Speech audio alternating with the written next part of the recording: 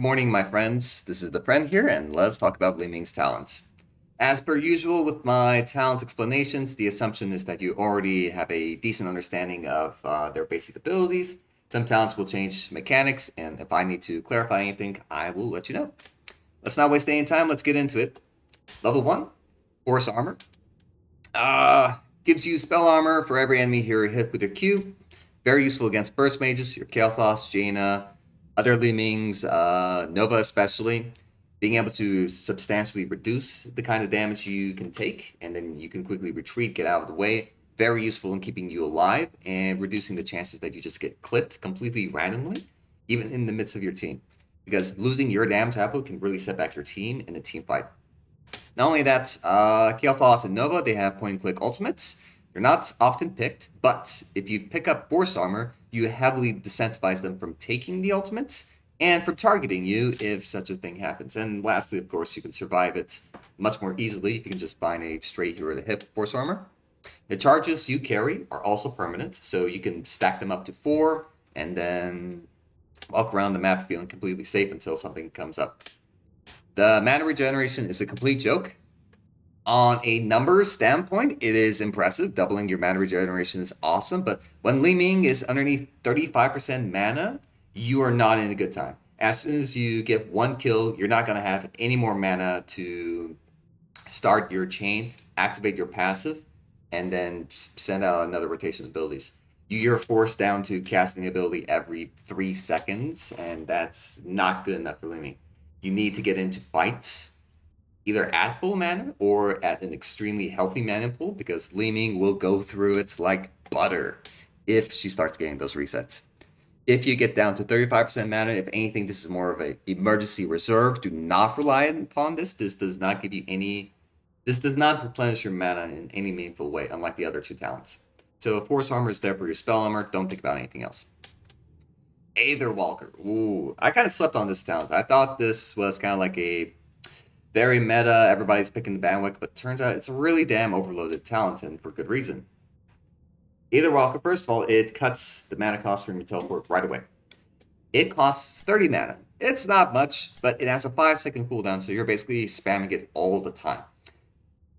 Completely removing the mana cost is incredible for two big reasons. One, it gives you the freedom to use teleport for what it's done best, quickly repositioning yourself out of the way of a projectile. It's decent when it comes to mobility, but let's be real here, it's not a very good way of getting out of danger. If you're getting dove upon, teleport is not going to save you. But Aether Walker, by eliminating the mana cost, what you can do is you can skirt around the battlefield, you can constantly teleport here and there without any worry to your mana problems, and enemies are throwing out their abilities, they're probably losing trades, because they can't hit you, because you're teleporting all over the place, and you're not spending any mana for that. So you're applying a lot of pressure without having to spend anything. Not only that, one of her most popular talents, Calamity, in which teleport now deals damage in an area, by unshackling the mana cost, Li-Ming always has a way to kill somebody, even if she is bone drive mana. So this is by itself pretty decent. But it gets even better. You see, if Li-Ming hasn't taken damage in the last 3 seconds, the teleport's cooldown is reduced down to 3 seconds from 5. This is awesome. This is insane. You can the amounts of mobility you have between your walking and your teleporting with Aether Walker's cooldown reduction, it lets you move at mount speed by teleporting across the map. So you can constantly stay in motion, taking out minion waves, move around the map. And there are some maps with very thin walls, Cursed Hollow and Brex holdouts. What else? Battlefield of Eternity as well. Those maps have very thin walls. You can teleport over them clean. And if you, instead of mounting up and going around the map, you just take a shortcut through the walls. It gets you there even faster. It's free, and you don't have to stop for mounting. Very, very good. And of course, this further incentivizes your mosquito playstyle, where you're skirting around the edge of the battlefield. You're constantly teleporting, and with a lower cooldown, you can just get out of the way. You don't take any damage and you have a lower cooldown teleport. Not only that, but it's even better than you think. If you teleport when the buff is ready and that you have the lower cooldown, and then you teleport, and then you take damage, it doesn't matter. you already locked in your 2-second discount on your teleport, and it'll be back up in just a second. You probably won't have the follow-up discounts because you're probably being attacked at that point, but you still have a lower cooldown teleport, and that can give you out a lot of hairy situations if you press your panic button first and get out of the way. Lastly, spamming your teleport now increases your your Q ability to deal 10% more damage. That's a pretty big deal. If you hit all 3 missiles, that's about 450 damage. That's an extra 50 damage just off of a level 1 talent that is mostly geared around mobility as well as mana reduction. Very nice. I don't stress too much about it. It's kind of sweaty, teleporting all the time to increase your Q damage, but if you're in a ranked game, go for it, dude. Phenomenal talent. I can't believe all this is just slammed into level 1. It's such a good talent. Power Hungry is a hipster talent, and I love this. It gives you a lot more mana regeneration. It gives you 10% extra spell power flat. That's anything to your Q, W, your E, and Calamity, all of your ultimates, even Cannoneer if you pick it up. Lots of good stuff here. However, I tend to find this to be very unreliable. There's a lot of maps where you just don't have access to globes when you need them. Maps like, let's say, Tomb of the Spider Queen, or Garnshire, you're always rotating around, you're picking up minions, you're fighting around the objective, which is very close to the minions, which you'll have ample opportunity to pick up your health globes so that you can really regenerate up.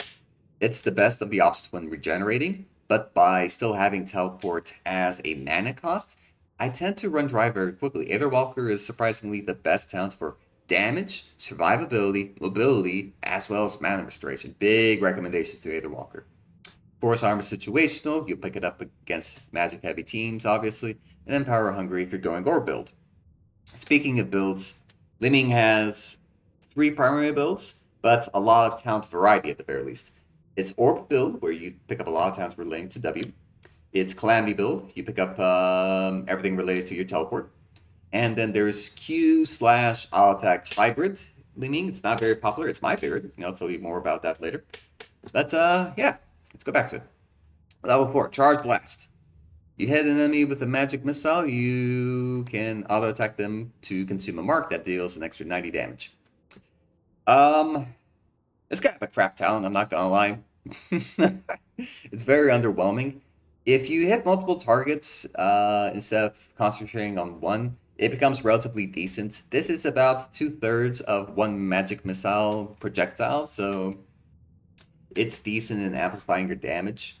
There's a little bit of synergy in future talents, but it's not very good. It does give you a lot of extra damage against structures.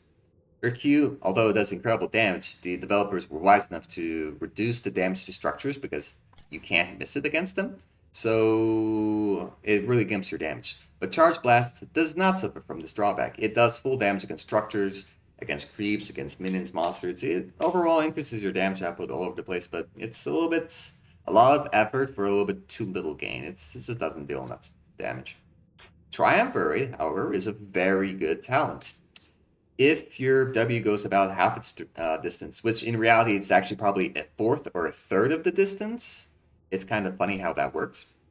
You get a complete refund on the mana cost, and you cut its cooldown all the way to 3 seconds from 8 seconds. This lets you spam out your orb non-stop. It gives you a lot of damage output. Highly recommended talent. Mostly because your other talents aren't really much to compete, but this is your best option when it comes to increasing your damage output. Being able to consistently pressure the enemy team with orbs is really good. Dominance. When you take down a hero, you will also restore 30% of your missing health.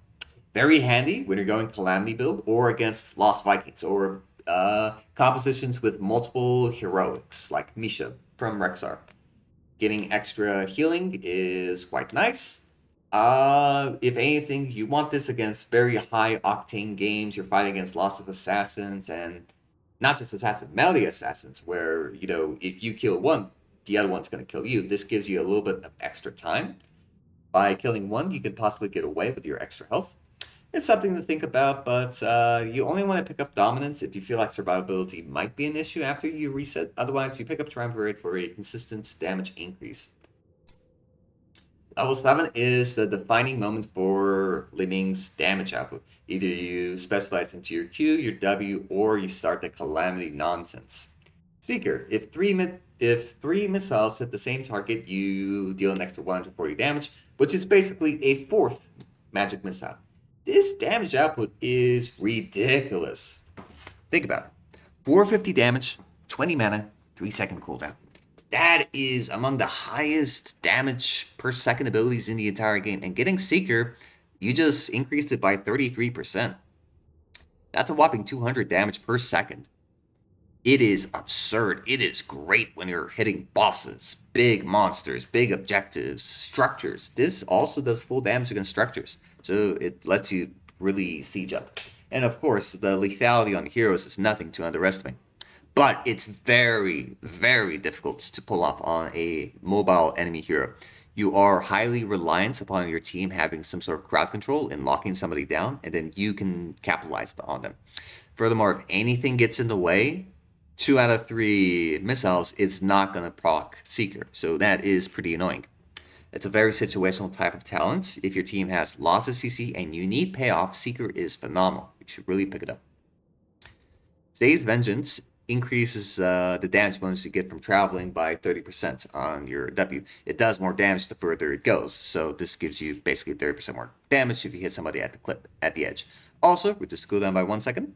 This stacks with Triumvirate, so instead of 8 down to 3, it's now 7 down to 2 seconds. So you just increase your damage per second probably by 33% just by the cooldown. And then, of course, there's the extra damage, so it's actually even higher than that. Very, very useful talent. A crux in your W builds and making them hit really hard.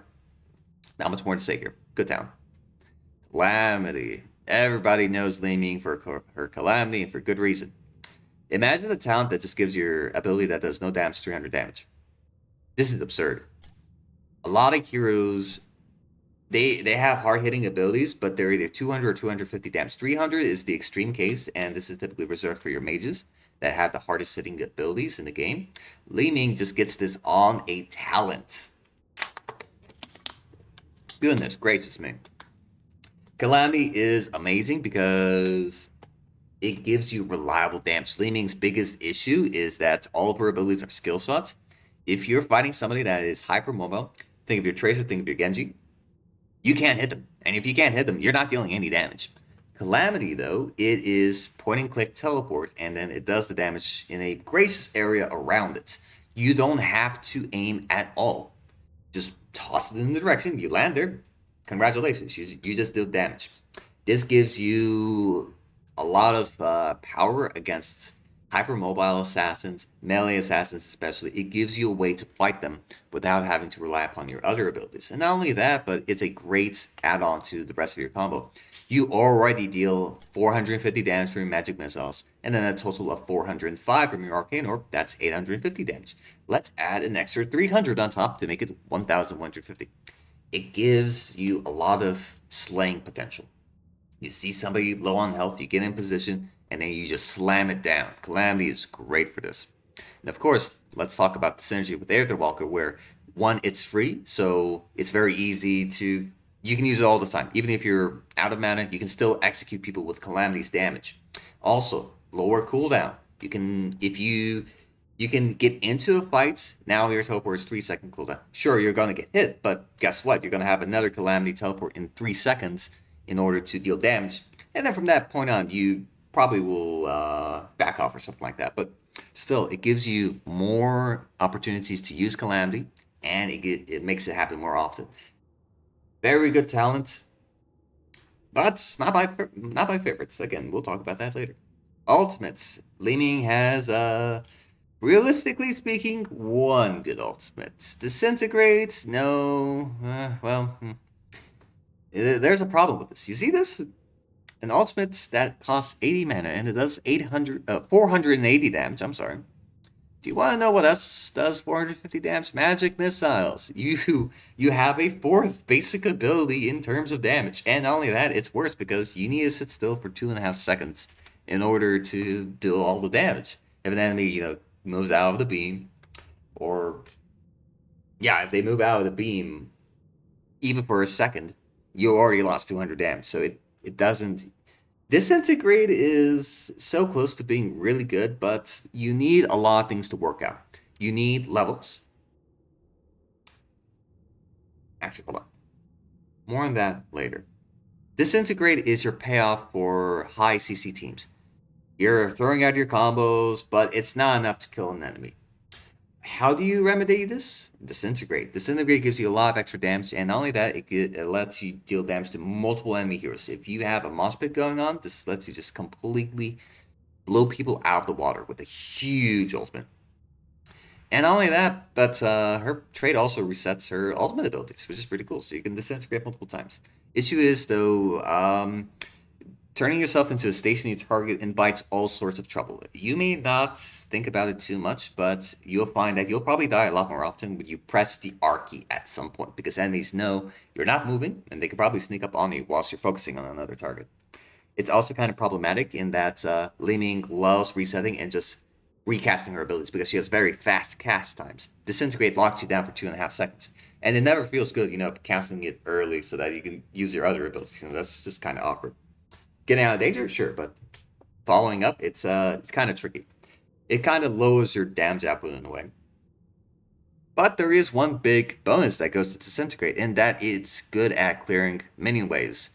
Li-Ming as the mage has the unfortunate trait of not having very good wave clear, so Disintegrate gives you a good way of killing enemy minions that are approaching in the lane, their single file column that they come up on you. Disintegrate is great at just mopping up the back line and then significantly softening up the melee minions so you can execute them. It gives her some way of controlling the map. Enough of Disintegrate, though. Let's talk about Wave Force. This is an awesome ultimate.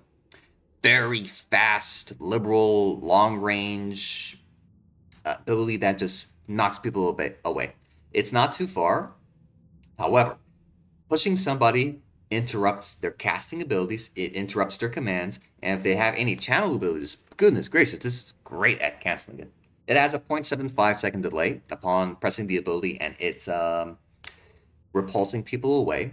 However, that's still plenty fast, and especially because it's instant and then 0.75 seconds, you can catch a lot of people right out of the get-go. If you're being jumped on, this gives you some way to protect yourself. A lot of assassins will get and smash their keyboard in order to kill you as fast as possible, and hopefully they get away. Repulse, Wave of Force can stop that right in its track. Even if it's 0.25 seconds, interrupting somebody's commands can really disrupt their focus and whatever they're doing. You'd be surprised how often people just kind of sit around mooply for a very brief second when you repulse them or knock them back. They're kind of disoriented from it in a way, almost like a mini stun. And that is just enough time to kill them, or your team follows up and saves you, and then from that point on, it's it lets you save other people. It lets you knock people into your combo. The god combos, especially, that's kind of challenging to do, but it is the pinnacle of your Li-Ming mastery. That's not something I'm going to be teaching, though, because I haven't yet to reach that point, but still, Repulse is great. And not only that, it synergizes very well with the rest of her loadouts. She casts her abilities, she flings them out, and she wants to vomit out projectiles and abilities when she resets kills. Disintegrate doesn't do that. You need to lock yourself down to channel. Wave of Force is instant. You can, let's say you get a kill, you Calamity, and then you see your next target. You can Wave of Force them closer, and then you Calamity on top of them. It's very fast, instant. It lets you pick off stragglers with impunity. The damage is kind of minor, but it's very good at killing people. That's all I can say. It's a very creative talent, a very creative heroic, and its full potential can only be realized when you see opportunities to interrupt people, stop their abilities, or save other people, or ideally put them closer to you so that you can hit your abilities. Enough of that. Let's go to 13. Illusionist. This is first and foremost a increase to your teleport range. 50% may not. 50% is pretty big, but on a pretty short ability, you may not think it's much. It is. It increases your teleport range up to a range of 6, which is slightly longer than your attack range.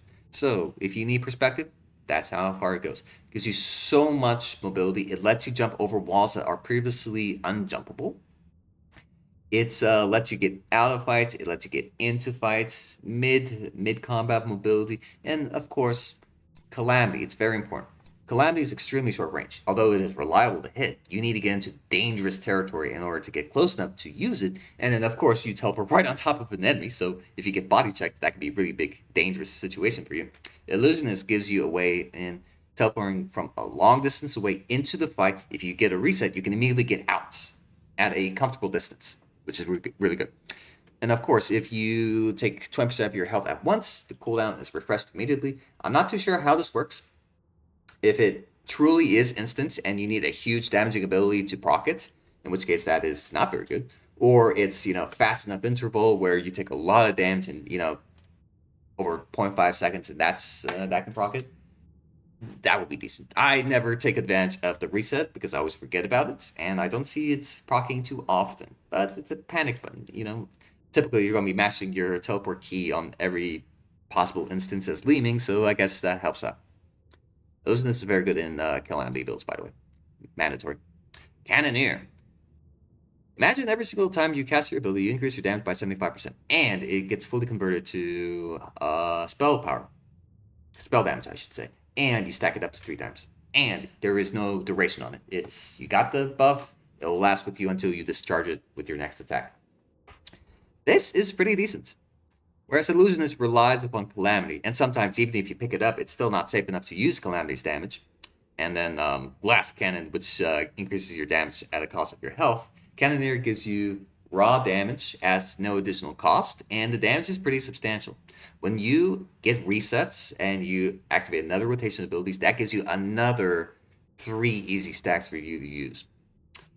Cannoneer is kind of weak. If you go teleport build, Illusionist is mandatory, or you might even dare say consider Glass Cannon because it gives you raw damage. You may just need that rather than Cannoneer. You'll also find that this is very weak against enemies with spell power. Suddenly, your auto attacks that you get count on for bypassing a little bit of spell armor, if they get converted, they too are being reduced by it, and it's kind of annoying. Still, though, Cannoneer has great synergy with Aether Walker because of the lower cooldown and the fact that teleport is free, so you have something to charge it up easily in base, around the map, wherever you go, and at a lower cooldown, so that's nice. Glass Cannon, I kind of peeked at it. Increase your damage by 20%, reduce your health by 15%. Do not pick this if you are dying a lot, please. I swear to God. Ugh. If you're having a rough game, go lose it. It helps you with survivability a lot so that you can actually deal your damage. Remember, you don't deal damage if you're dead, so if you pick this up, be prepared to get targeted more often by abilities because people see how fragile you are. And if you really are. It does a lot of damage. Glass Cannon, increases all your damage by 20%. Every build for Li-Ming can use this. But please pick your poison if you don't die.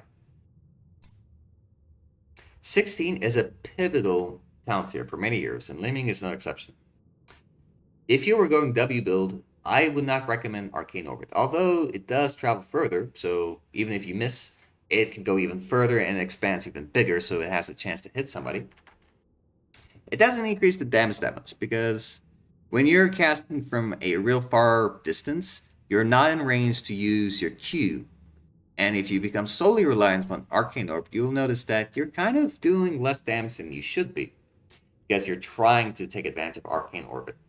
It's a great talent, don't get me wrong. This synergizes with Zay's Vengeance very well, because the damage bonus from this gets amplified by that, on top of highly lowered cooldown. Lets you really spam up big damaging orbs. The damage is great, but you'll tend to find that you can't really, execute somebody with this. So pick up Arcane Orbits with caution. People tend to pick up Mirror Ball instead for their level 16 when they're going Orbit build. And the reason being is that you maintain the max range of your W originally, so that your Q can still hit. And if it does hit, you got more missiles firing out so that it does more damage.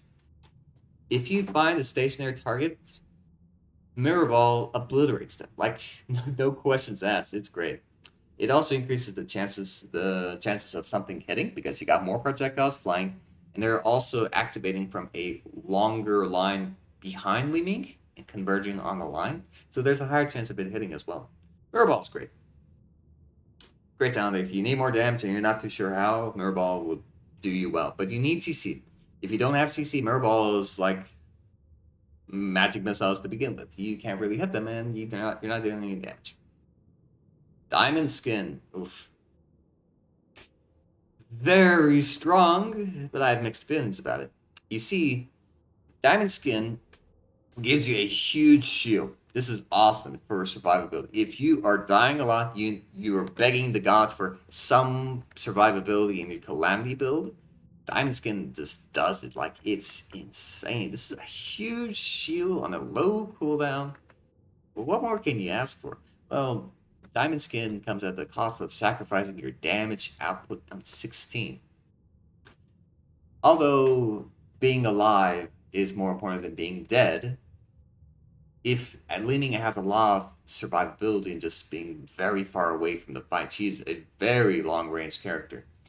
If you're sacrificing your level 16 choice to Diamond Skin, you're not getting extra damage. And you'll find that when you hit 16, you pick up Diamond Skin, you suddenly realize you're not having as much potential or let's say impact on the game as you did pre-16. It's because you did not pick up a damage talent on a damaged hero, and you're suffering because of that. It keeps you alive against melee assassins and focus fire. If you're doing Calamity build and you're being very reckless, Diamond Skin is great. In that it keeps you alive, it keeps you going, and then hopefully you can rely upon the rest of your team dealing damage. But if you're the sole damage dealer or you're the big payoff, you cannot pick up Diamond Skin. You need the damage output from your other talents. Also, Diamond Skin is anti-synergistic with Illusionist's Refresh. The damage you take on your shield does not count as damage on your health to activate the reset on your teleport. So that's another downside. Keep that in mind. But yeah, that's all I can say about Diamond Skin. Fireflies is a very underrated pick in my opinion. It probably triples the speed of your magic missiles, and that's very important. It actually lets it hit enemy heroes. If somebody's running away, you don't miss automatically. You can actually hit them with Fireflies. It's great. Not only that, but it decreases the cooldown by 1 second, down from 3 to 2 seconds, which is a 33% increase in your damage output. It also reduces the mana cost by 5. You can just spam this out relentlessly. It's awesome. You see, in my favorite build, which is Fireflies, Cannoneer, Seeker, Charge Blast, all these kind of bad talents I've been talking about. This is my favorite build, and I actually find the most success with it. Seeker lets you be Fireflies, I should say. It lets you be much more independent. You can't land your abilities on anything, Calamity being your most reliable option, but that's still just one ability, and you still have a whole hero's health bar to get through. Bringing in your Q into the fold by dramatically increasing the reliability of it with Fireflies lets you deal a lot of damage. And it's highly synergistic with other talents that increase your Q's damage output. Seeker, for example, if you hit by increasing the speed a lot, it's a lot easier to activate Seeker. Charge Blast becomes a more common thing because you have more Qs flying about. You can use this more often. Cannoneer relies upon you casting more abilities. If you reduce the cooldown, that's another source for Cannoneer. So Fireflies basically activates a lot of your prior talents, and Li-Ming becomes much more flexible and smooth.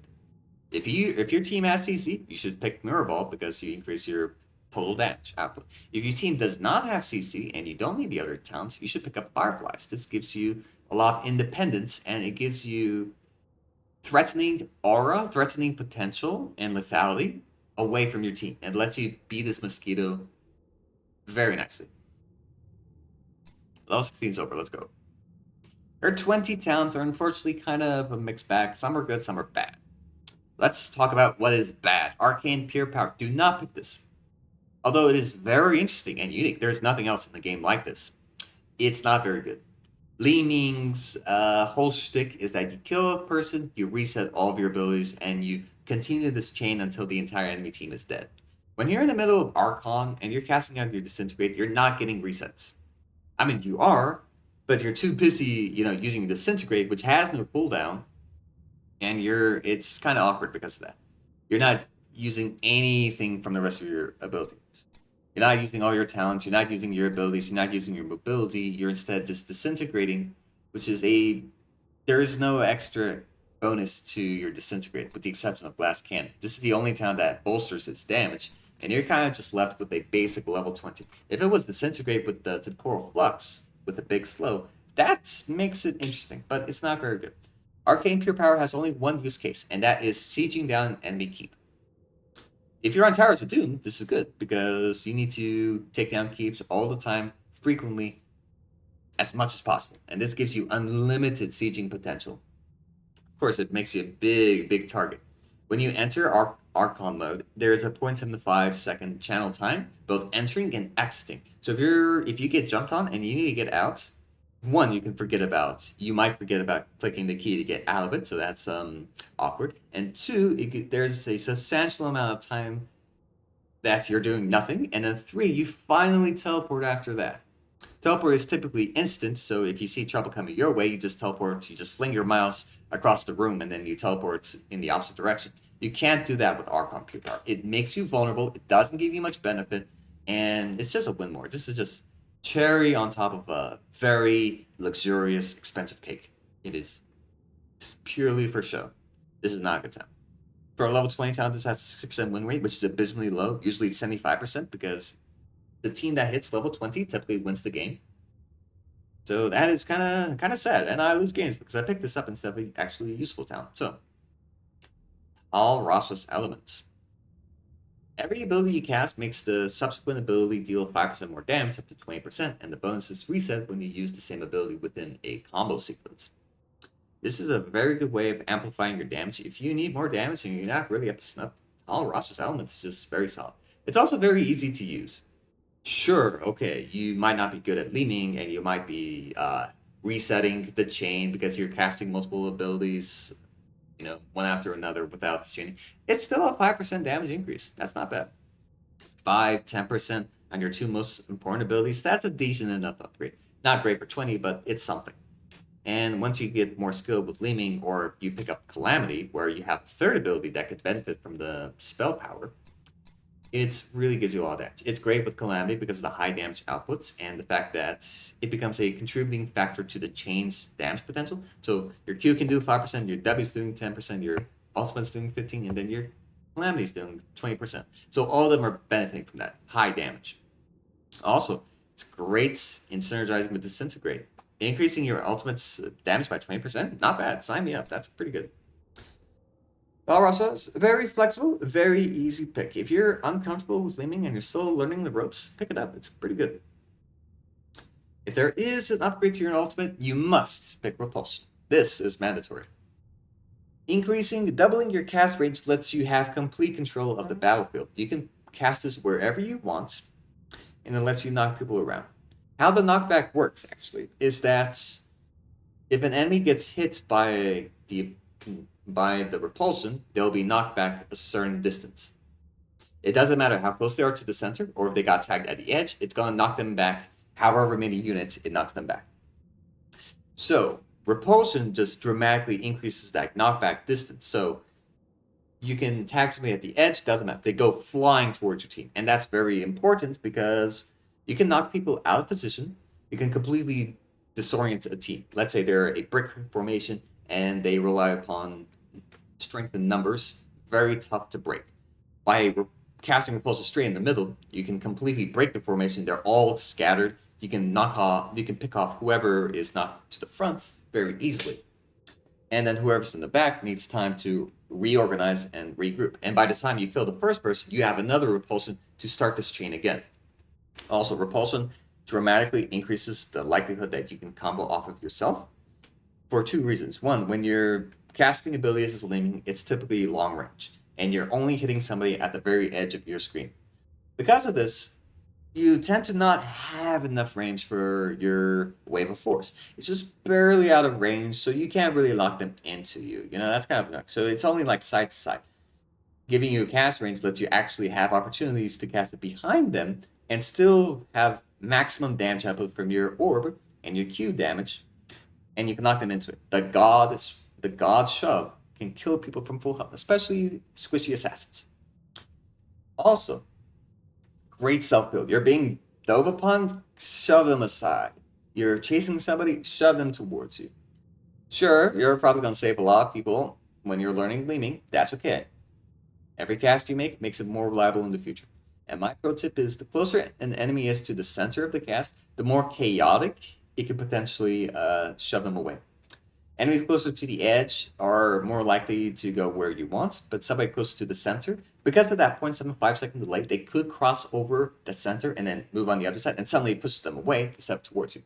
So it's very, keep that in mind. So yeah, big upgrade to your ultimate. Temporal Flux. This has great potential.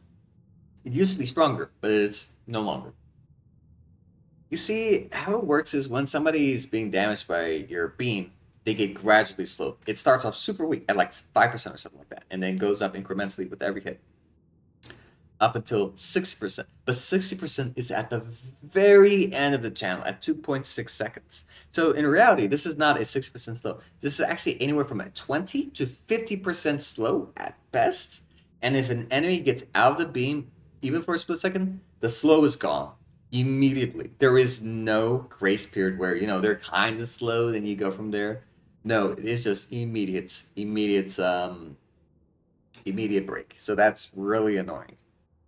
This is good with orb build because slowing somebody down substantially makes it much easier for your W to catch up to them and hit them. And it gives you a lot of power in focusing somebody down. Your team can pick off somebody, whoever it is you're trying to target, and it works out. So if you're going Glass Cannon, you're going W build, you're going Temporal Flux, it gives you a lot of long range power when striking somebody down. However, again, the fact is you need to spend your whole duration to benefit from the slow. And if you're already slowed, if the enemy's already slowed by some other effect, there is no point to it. You can't stack it, unlike other games. So Temporal Flux is deceptively weak. It's not as strong as it should be, and you really feel like it's not as good as it should be. So, long story short, pick up Repulsion if you're comfortable. Pick up Tall Ross's Elements if you need more damage or if you're not as comfortable. And then Temporal Flux maybe if you're going to W build. Never go Arcane. So, in summary, what is your talent build? What should you be picking as Li-Ming? You want to go, for your Orb build, go Power Hungry, go Triumvirate, go Zai's Vengeance. You probably want to go Disintegrate. Blast Cannon, Arcane Orbit, kind of.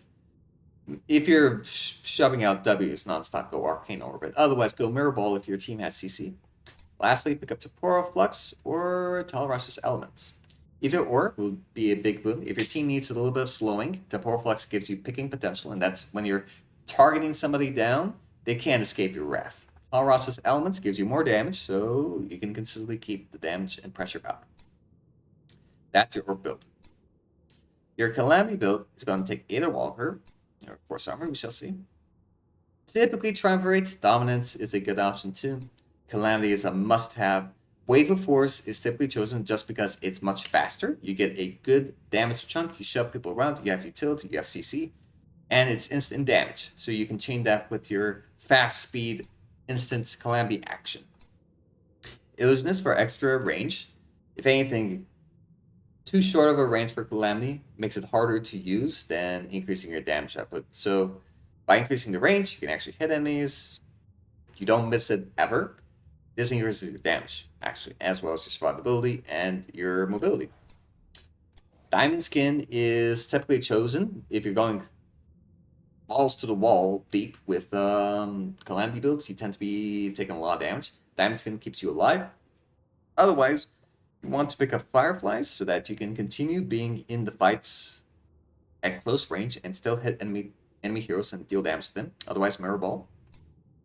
Then lastly, you have good options for Talrash's Element and then Repulsion, again, for the utility. My favorite build, though, you'll pick up either Walker, Charge Blast, Seeker, Wave of Force, Cannoneer, Fireflies, Repulsion. I've mentioned this a little bit with Fireflies, but how it works is you have no mana cost with teleport, and it's lower cooldown. So that means Cannoneer has a very easy way of charging. Just spam your teleport over and over as you're moving lane to lane, and you'll be able to have a ready cannon on your first attack, and then you can cast your abilities for another round. Once you reset on an enemy, you have another 3 abilities. It keeps going. Charge Blast, because you're auto-attacking with your your Cannoneer and you're hitting people with a lot of Qs, you might as well pick something up that'll further increase your damage. It's a very small, it's not a great talent, but it helps the idea of it, the fundamental idea of it. Level 7 is typically Seeker, because Fireflies makes it much more reliable. It gives you incredible damage output against everything in the game. Forts, monsters, minions, mercenary camps, heroes, it doesn't matter. The damage output you get from Seeker is awesome. Calamity is your anti-hero assassin ability. If you have no hope of hitting Seekers, you might as well pick up Calamity for some extra damage. Something that can actually land and be reliable with. Because of the fast-paced nature, you don't have time to sit still and disintegrate rather than auto-attacking. You want to pick up Wave of Force. So that's you jump in, you cast over your abilities, you land them with an auto-attack them, and then the last thing in the combo is a Wave of Force. Cannoneer is mandatory. It is an essential component to the build's damage. And then Fireflies is another essential component because this dramatically increases Cannoneer's damage. Reducing the cooldown by 1 second lets you cast more often. So you have more Cannoneers, you have more Secret Buffs, you have more Charge Blasts. It gives you a dramatic increase in damage output. Mirror Ball, although attractive, you'll find that it does increases your damage. You see, Seeker may only take 3 out of 5, but still, if you don't land any of them, you're having troubles there. Fireflies is mandatory. You'll love it. And then lastly, Talrasha's elements, Repulsion. Repulsion is typically your pick for the utility you have, and because you're very mobile. Otherwise, Talrasha's elements. Yeah. That's Li-Ming. That is everything about her talents. The real challenge you're gonna have is getting comfortable with her combos, and yeah, that's something in another video. Not this one. This is long enough. Bye bye.